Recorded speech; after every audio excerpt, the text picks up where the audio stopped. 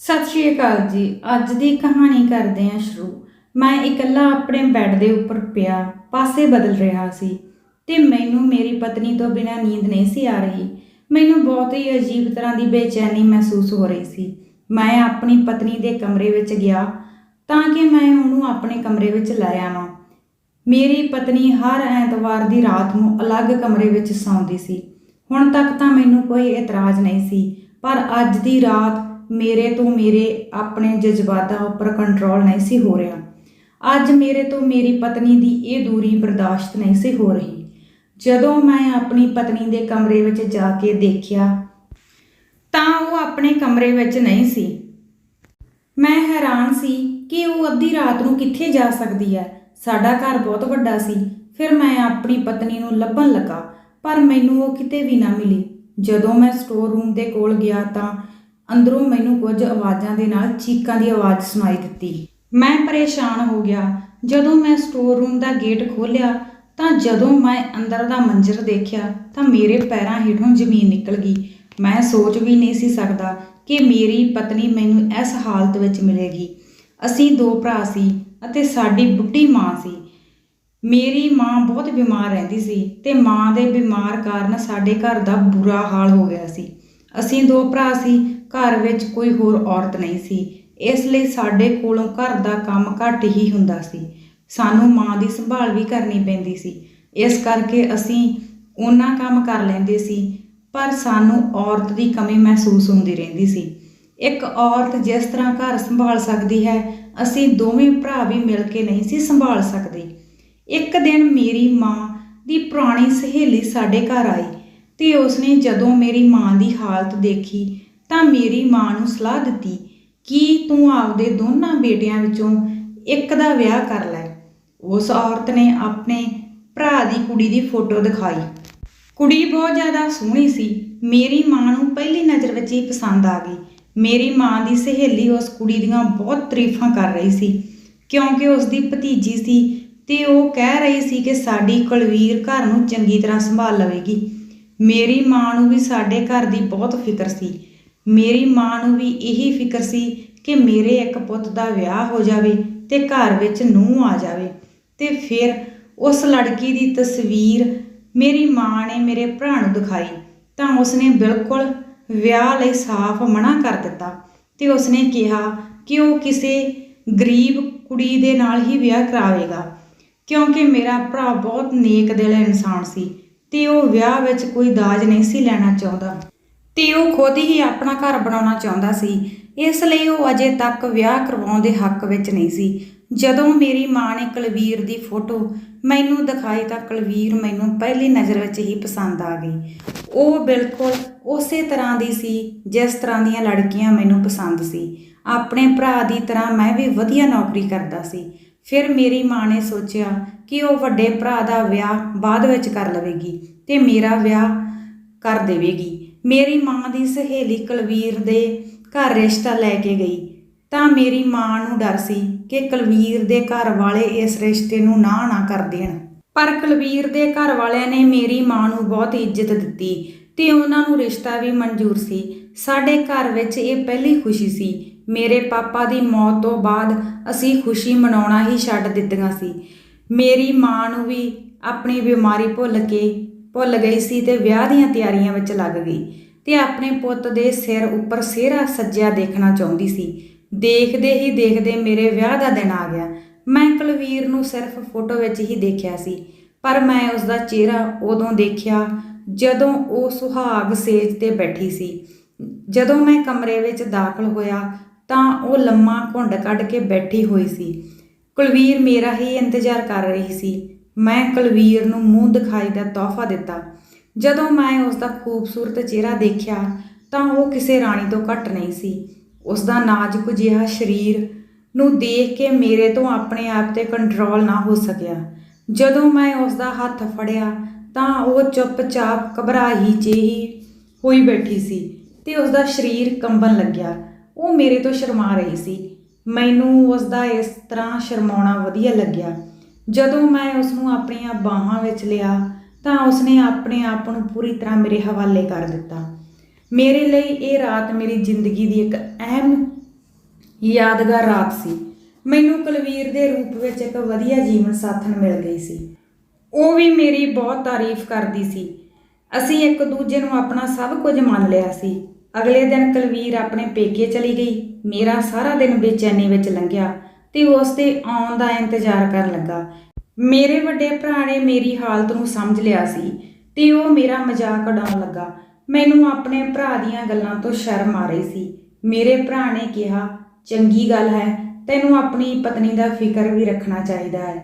ਸ਼ਾਮ ਨੂੰ ਜਦੋਂ ਕੁਲਵੀਰ ਘਰ ਵਾਪਸ ਆਈ ਤੇ ਮੈਂ ਉਸ ਦੇ ਨਾਲ ਕਮਰੇ ਵਿੱਚ ਆ ਗਿਆ ਤੇ ਆਪਣੀ ਬੇਚੈਨੀ ਦਾ ਇਜ਼ਹਾਰ ਕਰਨ ਲੱਗਾ। ਮੇਰੀ ਗੱਲ ਸੁਣ ਕੇ ਉਹ ਮੁਸਕਰਾਈ। ਅਸੀਂ ਫਿਰ ਦੋਵੇਂ ਆਪਣੀਆਂ ਗੱਲਾਂ ਵਿੱਚ ਖੋ ਗਏ। ਮੇਰੇ ਤੇ ਕੁਲਵੀਰ ਦੇ ਵਿਆਹ ਨੂੰ ਅੱਜ ਚੌਥਾ ਦਿਨ ਸੀ ਤੇ ਕੁਲਵੀਰ ਨੇ ਸਾਰੇ ਘਰ ਦੀ ਜ਼ਿੰਮੇਵਾਰੀ ਚੱਕ ਲਈ। ਜਿਵੇਂ ਉਸ ਦੀ ਭੂਆ ਨੇ ਕਿਹਾ ਸੀ, ਉਹ ਗੱਲ ਸਹੀ ਸੀ। ਕੁਲਵੀਰ ਘਰ ਦੇ ਕੰਮਕਾਜ ਵਿੱਚ ਬਹੁਤ ਹੁਸ਼ਿਆਰ ਸੀ। ਕੁਲਵੀਰ ਜ਼ਿੰਮੇਵਾਰੀ ਨਾਲ ਘਰ ਦੀ ਸੰਭਾਲ ਰਹੀ ਸੀ। ਮੇਰਾ ਭਰਾ ਕੁਲਵੀਰ ਦੇ ਸਾਹਮਣੇ ਆਉਣ ਤੋਂ ਵੀ ਸ਼ਰਮਾਉਂਦਾ ਸੀ। ਮੇਰਾ ਭਰਾ ਆਪਦੇ ਕੰਮ ਆਪ ਖੁਦ ਕਰ ਲੈਂਦਾ ਸੀ। ਉਹ ਕੋਈ ਵੀ ਆਪਦਾ ਕੰਮ ਕੁਲਵੀਰ ਤੋਂ ਨਹੀਂ ਸੀ ਕਰਵਾਉਂਦਾ। ਕੁਲਵੀਰ ਵੀ ਸਾਡੇ ਘਰ ਦੇ ਮਾਹੌਲ ਤੋਂ ਪੂਰੀ ਤਰ੍ਹਾਂ ਜਾਣੂ ਹੋ ਗਈ ਸੀ। ਹੁਣ ਮੇਰੀ ਮਾਂ ਨੂੰ ਸੁੱਖ ਦਾ ਸਾਹ ਮਿਲ ਗਿਆ ਸੀ। ਕੁਲਵੀਰ ਘਰ ਦੇ ਕੰਮਾਂ ਦੇ ਨਾਲ ਨਾਲ ਮੈਨੂੰ ਵੀ ਪੂਰਾ ਵਕਤ ਦਿੰਦੀ ਸੀ। ਉਹ ਮੈਨੂੰ ਇੰਨਾ ਪਿਆਰ ਕਰਦੀ ਸੀ ਕਿ ਮੈਂ ਉਸ ਦੇ ਬਿਨਾਂ ਸਾਹ ਵੀ ਨਹੀਂ ਸੀ ਲੈ ਸਕਦਾ। ਮੈਂ ਕੁਲਵੀਰ ਦੇ ਪਿਆਰ ਦਾ ਸ਼ਿਕਾਰ ਹੋ ਚੁੱਕਿਆ ਸੀ। ਜਿਵੇਂ ਜਿਵੇਂ ਦਿਨ ਲੰਘ ਰਹੇ ਸੀ, ਉਹ ਵੀ ਉਵੇਂ ਸਾਡਾ ਰਿਸ਼ਤਾ ਹੋਰ ਮਜ਼ਬੂਤ ਹੋ ਰਿਹਾ ਸੀ।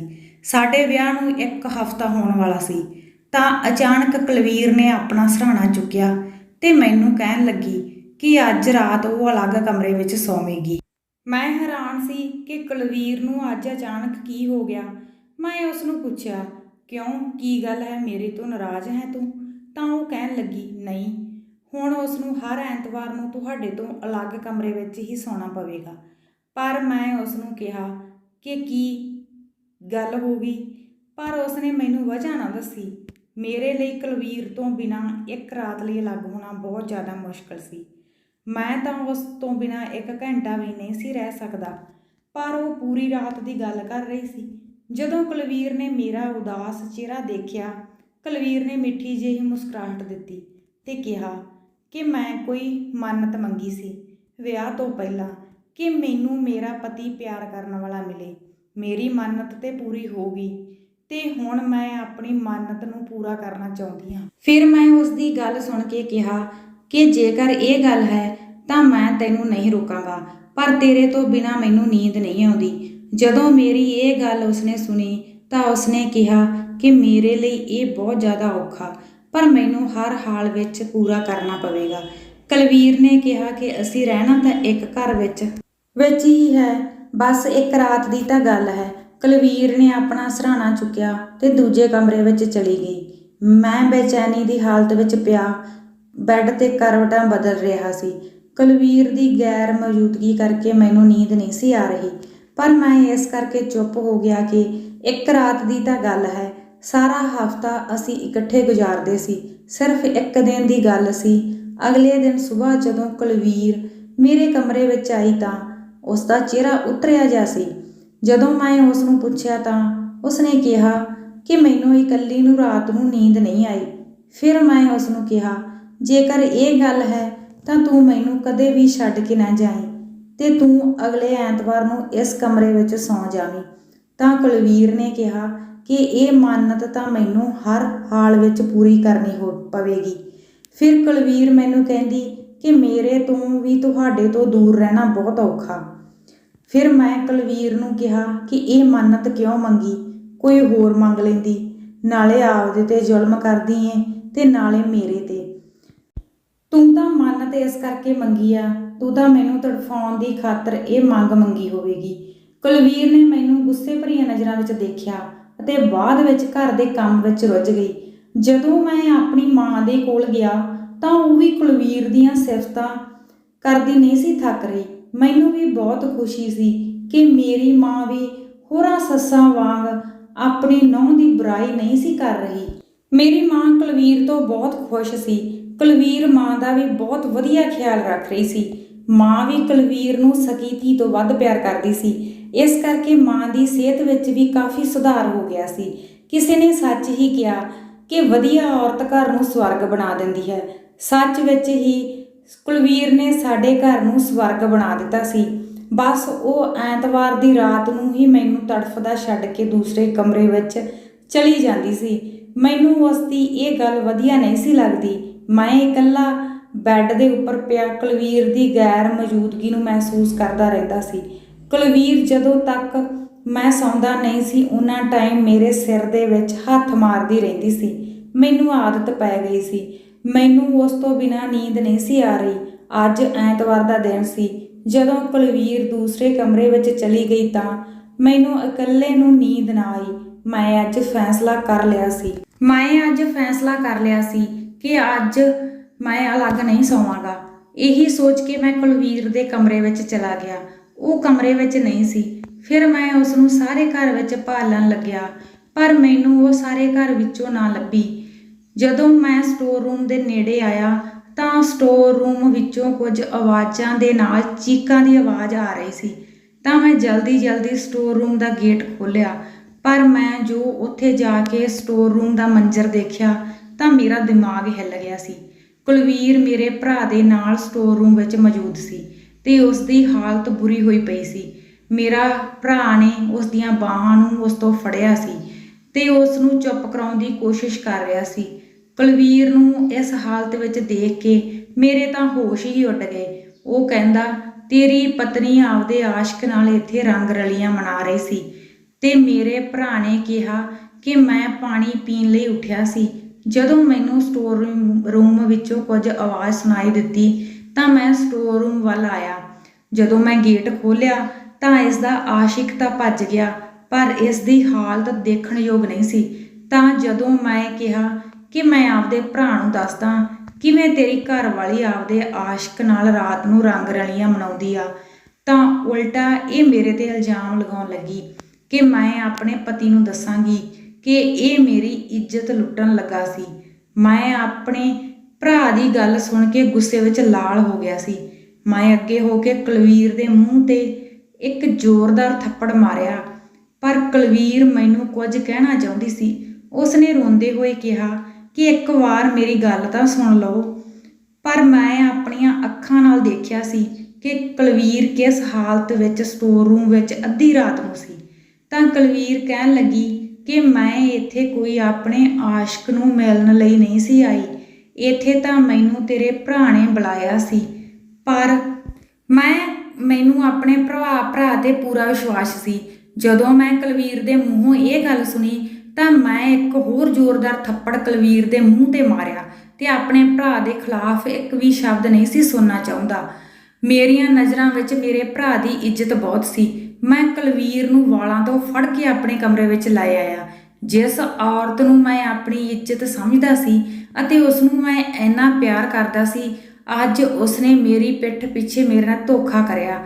ਅੱਜ ਮੈਨੂੰ ਸਮਝ ਆ ਗਈ ਸੀ ਕਿ ਉਹ ਤੇ ਸਾਰਾ ਹਫ਼ਤਾ ਮੈਨੂੰ ਖੁਸ਼ ਰੱਖਦੀ ਸੀ ਤੇ ਐਤਵਾਰ ਨੂੰ ਦੂਸਰੇ ਕਮਰੇ ਵਿੱਚ ਜਾ ਕੇ ਕਿਉਂ ਸੌਂਦੀ ਸੀ। ਮੈਨੂੰ ਪਤਾ ਲੱਗ ਗਿਆ ਸੀ ਕਿ ਇਹ ਉਸਦੀ ਕੋਈ ਮੰਨਤ ਨਹੀਂ, ਇਹ ਤਾਂ ਐਤਵਾਰ ਨੂੰ ਆਪਣੇ ਆਸ਼ਕ ਨੂੰ ਮਿਲਦੀ ਸੀ। ਜੇ ਮੇਰਾ ਭਰਾ ਨਾ ਦੇਖਦਾ ਤਾਂ ਸ਼ਾਇਦ ਉਸਦੀ ਇਸ ਹਰਕਤ ਦਾ ਮੈਨੂੰ ਜ਼ਿੰਦਗੀ ਭਰ ਨਾ ਪਤਾ ਲੱਗਦਾ। ਮੈਂ ਕੁਲਵੀਰ ਨੂੰ ਕਿਹਾ ਕਿ ਆਪਣਾ ਸਮਾਨ ਪੈਕ ਕਰਕੇ ਆਪਣੇ ਪੇਕੇ ਚਲੀ ਜਾ। ਮੇਰੇ ਘਰ ਵਿੱਚ ਤੇਰੇ ਲਈ ਕੋਈ ਜਗ੍ਹਾ ਨਹੀਂ ਹੈ। ਕੁਲਵੀਰ ਮੇਰੇ ਪੈਰਾਂ ਵਿੱਚ ਡਿੱਗ ਪਈ। ਵੈਸੇ ਤਾਂ ਮੈਨੂੰ ਕੁਲਵੀਰ ਤੇ ਬਿਲਕੁਲ ਯਕੀਨ ਨਹੀਂ ਸੀ ਰਿਹਾ, ਪਰ ਉਹ ਵਾਰ-ਵਾਰ ਮੇਰੇ ਕੋਲ ਤਰਲੇ ਪਾ ਰਹੀ ਸੀ। ਇੱਕ ਵਾਰ ਮੇਰੀ ਗੱਲ ਸੁਣ ਲਵੋ, ਮੈਂ ਕੁਲਵੀਰ ਨੂੰ ਬਹੁਤ ਪਿਆਰ ਕਰਦਾ ਸੀ ਤੇ ਫਿਰ ਮੈਂ ਉਸ ਨੂੰ ਆਖਰੀ ਮੌਕਾ ਦਿੱਤਾ ਕਿ ਜੋ ਵੀ ਕਹਿਣਾ ਹੈ ਮੈਨੂੰ ਇੱਕ ਵਾਰ ਵਿੱਚ ਹੀ ਕਹਿ ਦੇ। ਤਾਂ ਉਹ ਕਹਿਣ ਲੱਗੀ ਕਿ ਵਿਆਹ ਤੋਂ ਪਹਿਲਾਂ ਮੈਂ ਇੱਕ ਮੁੰਡੇ ਨੂੰ ਪਸੰਦ ਕਰਦੀ ਸੀ। ਉਸ ਦੇ ਨਾਲ ਮੇਰਾ ਕੋਈ ਸਬੰਧ ਨਹੀਂ ਸੀ ਬਣਿਆ। ਮੁੰਡਾ ਮੈਨੂੰ ਵੀ ਪਸੰਦ ਕਰਦਾ ਸੀ, ਪਰ ਉਸ ਦੇ ਘਰ ਵਾਲੇ ਇਸ ਰਿਸ਼ਤੇ ਲਈ ਰਾਜ਼ੀ ਨਹੀਂ ਸਨ। ਕੁਲਵੀਰ ਦੇ ਕੋਲ ਉਸ ਮੁੰਡੇ ਦੀਆਂ ਕੁਝ ਤਸਵੀਰਾਂ ਸਨ। ਲੜਕਾ ਹੁਣ ਦੁਬਈ ਜਾ ਰਿਹਾ ਸੀ। ਤਾਂ ਕੁਲਵੀਰ ਨੇ ਕਿਹਾ ਕਿ ਮੈਂ ਸੋਚਿਆ ਕਿ ਮੈਂ ਉਸ ਦੀਆਂ ਉਹ ਤਸਵੀਰਾਂ ਉਸ ਨੂੰ ਵਾਪਸ ਕਰ ਦੇਵਾਂ, ਕਿਉਂਕਿ ਮੇਰਾ ਰਿਸ਼ਤਾ ਤੁਹਾਡੇ ਨਾਲ ਹੋ ਗਿਆ ਸੀ। ਪਰ ਇੱਕ ਦਿਨ ਉਸ ਮੁੰਡੇ ਨੇ ਮੈਨੂੰ ਇੱਕ ਹੋਟਲ ਵਿੱਚ ਬੁਲਾਇਆ ਸੀ।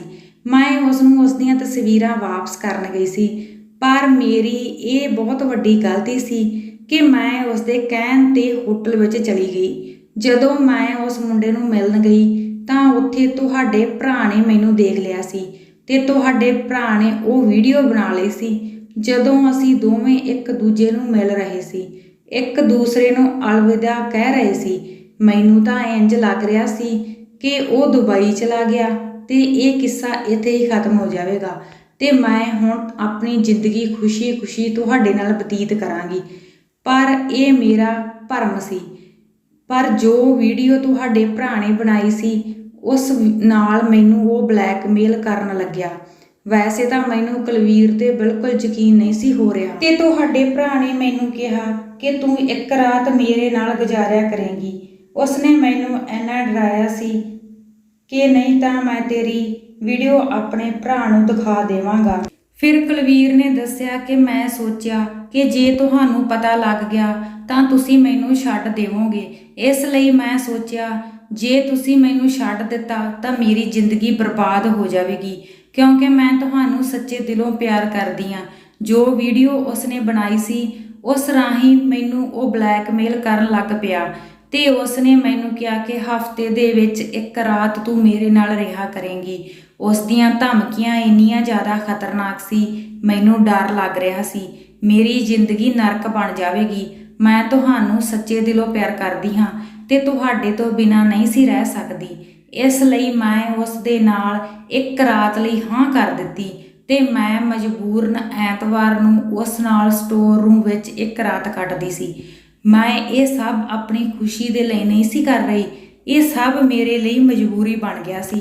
ਮੇਰੇ ਵਿੱਚ ਇੰਨੀ ਹਿੰਮਤ ਨਹੀਂ ਸੀ ਕਿ ਮੈਂ ਤੁਹਾਨੂੰ ਸਭ ਸੱਚ ਦੱਸ ਦਿੰਦੀ, ਕਿਉਂਕਿ ਮੈਨੂੰ ਡਰ ਸੀ ਕਿ ਤੁਸੀਂ ਮੈਨੂੰ ਛੱਡ ਨਾ ਦਿਓ। ਮੈਂ ਤਾਂ ਆਪ ਇਸ ਨਰਕ ਭਰੀ ਜ਼ਿੰਦਗੀ ਵਿੱਚੋਂ ਨਿਕਲਣਾ ਚਾਹੁੰਦੀ ਸੀ। ਜਦੋਂ ਕੁਲਵੀਰ ਨੇ ਇਹ ਗੱਲ ਕਹੀ ਤਾਂ ਮੈਂ ਇੱਕ ਮਿੰਟ ਲਈ ਸੁੰਨ ਹੋ ਗਿਆ।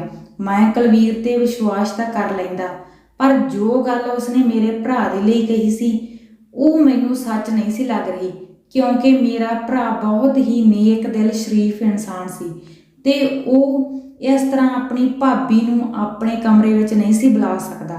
ਮੈਨੂੰ ਯਕੀਨ ਨਹੀਂ ਸੀ ਕਿ ਮੇਰੇ ਭਰਾ ਨੇ ਇਹ ਸਭ ਕੀਤਾ ਹੋਵੇਗਾ, ਕਿਉਂਕਿ ਉਹ ਤਾਂ ਕੁੜੀਆਂ ਵੱਲ ਦੇਖਦੇ ਤੱਕ ਨਹੀਂ ਸੀ।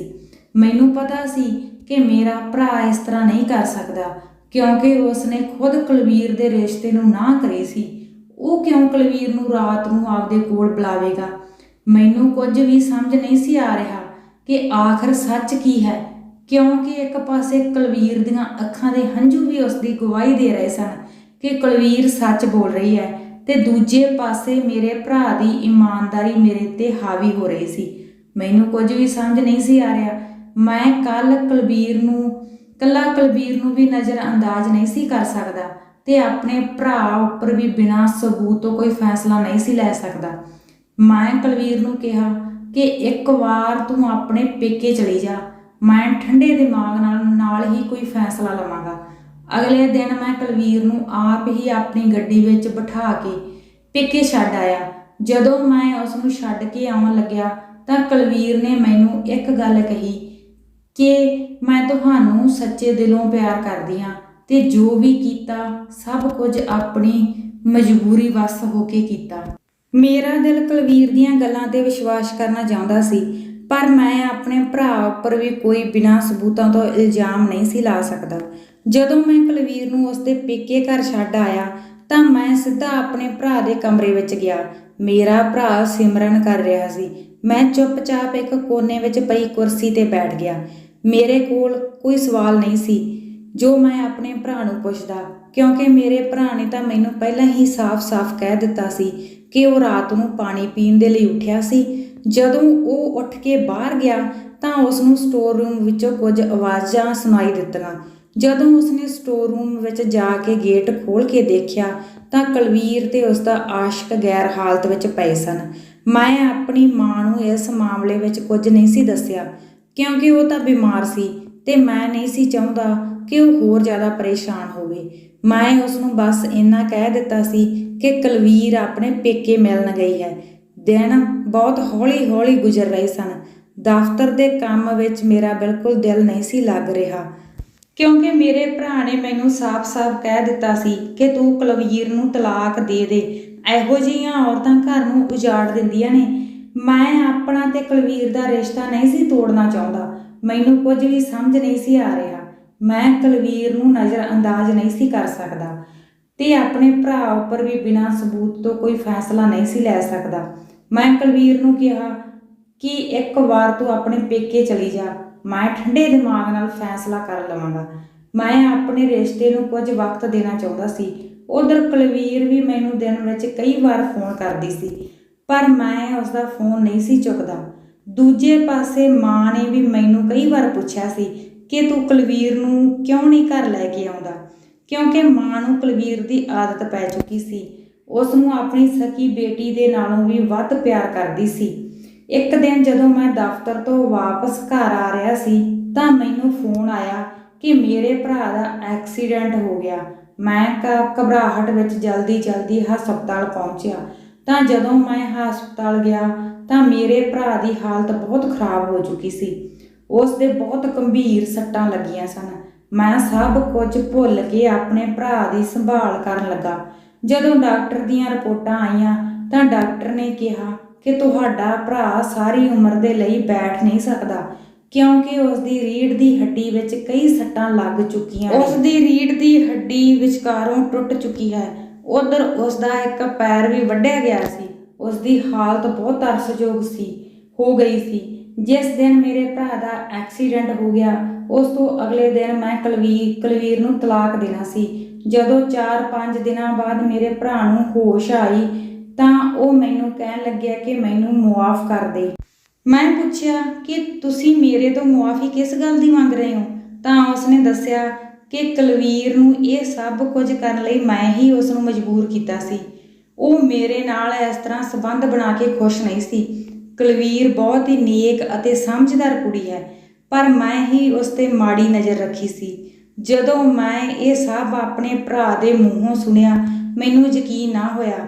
ਮੇਰੇ ਦਿਲ ਨੂੰ ਗਹਿਰਾ ਸਦਮਾ ਲੱਗਿਆ, ਪਰ ਮੈਂ ਕੁਝ ਨਾ ਕਿਹਾ ਕਿਉਂਕਿ ਮੇਰੇ ਤੋਂ ਪਹਿਲਾਂ ਤਾਂ ਉਸ ਦੇ ਕੀਤੇ ਪਾਪ ਦੀ ਸਜ਼ਾ ਉਸ ਨੂੰ ਪ੍ਰਮਾਤਮਾ ਨੇ ਹੀ ਦੇ ਦਿੱਤੀ ਸੀ। ਮੈਂ ਹਸਪਤਾਲ ਤੋਂ ਬਾਅਦ ਮੈਂ ਸਿੱਧਾ ਕੁਲਵੀਰ ਦੇ ਘਰ ਪਹੁੰਚ ਗਿਆ। ਮੈਂ ਉਸ ਦੇ ਘਰ ਜਾ ਰਿਹਾ ਸੀ ਤੇ ਮੇਰੇ ਮਨ ਵਿੱਚ ਆ ਰਿਹਾ ਸੀ ਕਿ ਕੁਲਵੀਰ ਪਤਾ ਨਹੀਂ ਮੈਨੂੰ ਅਤੇ ਮੇਰੇ ਭਰਾ ਨੂੰ ਮੁਆਫ਼ ਕਰੇਗੀ ਕਿ ਨਹੀਂ, ਪਰ ਮੈਨੂੰ ਯਕੀਨ ਸੀ ਕਿ ਕੁਲਵੀਰ ਮੈਨੂੰ ਇੰਨਾ ਪਿਆਰ ਕਰਦੀ ਹੈ ਕਿ ਉਹ ਮੈਨੂੰ ਅਤੇ ਮੇਰੇ ਭਰਾ ਨੂੰ ਮੁਆਫ਼ ਕਰ ਦੇਵੇਗੀ ਤੇ ਮੇਰੇ ਨਾਲ ਘਰ ਆ ਜਾਵੇਗੀ। ਰੱਬ ਦੀ ਸੋਟੀ ਵਿੱਚ ਆਵਾਜ਼ ਹੁੰਦੀ ਹੈ ਅਤੇ ਜਦੋਂ ਇਹ ਇਨਸਾਨ ਦੇ ਵੱਜਦੀ ਹੈ ਤਾਂ ਇਨਸਾਨ ਇਸ ਨੂੰ ਬਰਦਾਸ਼ਤ ਨਹੀਂ ਕਰ ਸਕਦਾ। ਧੰਨਵਾਦ ਦੋਸਤੋ। ਹਾਂਜੀ ਦੋਸਤੋ, ਤੁਹਾਨੂੰ ਇਹ ਅੱਜ ਦੀ ਕਹਾਣੀ ਕਿਸ ਤਰ੍ਹਾਂ ਦੀ ਲੱਗੀ? ਆਪਣੀ ਰਾਏ ਕਮੈਂਟਾਂ ਰਾਹੀਂ ਜ਼ਰੂਰ ਦੱਸਿਓ। ਵੀਡੀਓ ਨੂੰ ਤੁਸੀਂ ਆਪਣਾ ਕੀਮਤੀ ਵਕਤ ਦਿੱਤਾ, ਤੁਹਾਡਾ ਤਹਿ ਦਿਲੋਂ ਧੰਨਵਾਦ। ਜੇਕਰ ਤੁਹਾਨੂੰ ਸਾਡੇ ਚੈਨਲ 'ਤੇ ਕਹਾਣੀਆਂ ਵਧੀਆ ਲੱਗ ਰਹੀਆਂ ਹਨ ਤਾਂ ਚੈਨਲ ਨੂੰ ਪਲੀਜ਼ ਸਬਸਕ੍ਰਾਈਬ ਅਤੇ ਲਾਈਕ ਜ਼ਰੂਰ ਕਰ ਦਿਆ ਕਰੋ। ਮਿਲਾਂਗੇ ਜੀ ਕੱਲ੍ਹ ਨੂੰ ਕਿਸੇ ਹੋਰ ਨਵੀਂ ਕਹਾਣੀ ਦੇ ਨਾਲ। ਤਦ ਤੱਕ ਲਈ ਸਤਿ ਸ਼੍ਰੀ ਅਕਾਲ।